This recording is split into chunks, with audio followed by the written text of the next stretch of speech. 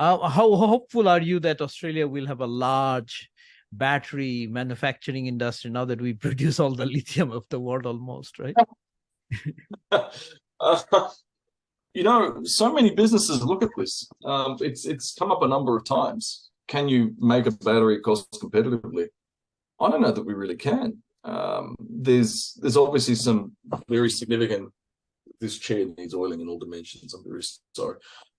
There's some very significant segmentation in battery manufacturing. So if you're not putting nickel in a battery, if you're pure phosphate at the moment, well, that's a supply chain that's a chemistry that the Chinese market ordained some time ago as reflecting their indigenous supply chain, and it is very hard to compete on cost, even after transport. So why would we? Which begs the question then, well, what else exists? So there are specialist batteries for specialist applications. I don't think we'd end up making cells. I think that's something that is interesting to do, but that requires very specific segmentation to justify a market that would justify having something here. And we're not competing at lowest cost at that point. We're competing on some tenet of value, cells that are highly resilient for mining applications or something like that. Integration can probably be done here, and that's been done before. So you've got companies like Sonnen that play the FTA game and end up with if you ship the bits and assemble them and integrate them here into a product, it can be brought to market a bit cheaper. That's a more financial argument for making things here than something that rings technically, and I think that's where we'd end up.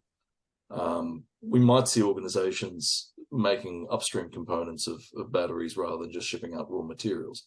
We could make anodes here for the sake of argument and ship them out at speed, but it requires LG Chem or whoever else saying we're going to do that here in significant volume. We are a long way from everything else, and it does impede our ability to be first in line to supply anything. But with demand increasing, we may get there. We have good quality ores, we like to say. Yeah, I mean, Australia Inc., the brand name will also help with the quality control and all of those, right? I tend to not put so much faith in that. I mean, that's like an automotive engineer saying, "Oh, it's made in China; it's not so good." Have you seen the quality of many Chinese powertrains coming out? Yeah, I'm driving a Model Y made out of China. It's an amazing car, right? So amazing car, right? I mean, it's I don't know that Australia Inc. Holds brand any more than.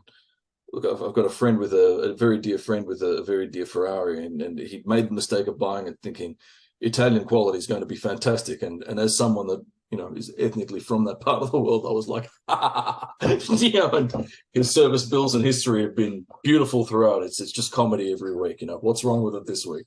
Look, I don't know that Australia Inc. is a denoter of quality. I'd be more concerned that Australia Inc. it's been some time since we made good things. In the space. We've certainly proven historically that we can make very good things. We've certainly proven historically that our quality of engineering for the cost you pay is globally very, very competitive, but it's not been enough to stand up an industry in the last decade. I think as someone that came from that background, that's obviously quite sad. And if we were able to find ways to reboot manufacturing enough to attract design in Australia, we'd make a lot of people happy, and we'd put roofs over people's heads in reasonable ways. And I mean, so I could tell you, hawking back to my origins, every Formula One aerodynamics team has two things: Imperial College graduates and Australians. We're that good. All right. So we're that good. We just need a stage. That's very good.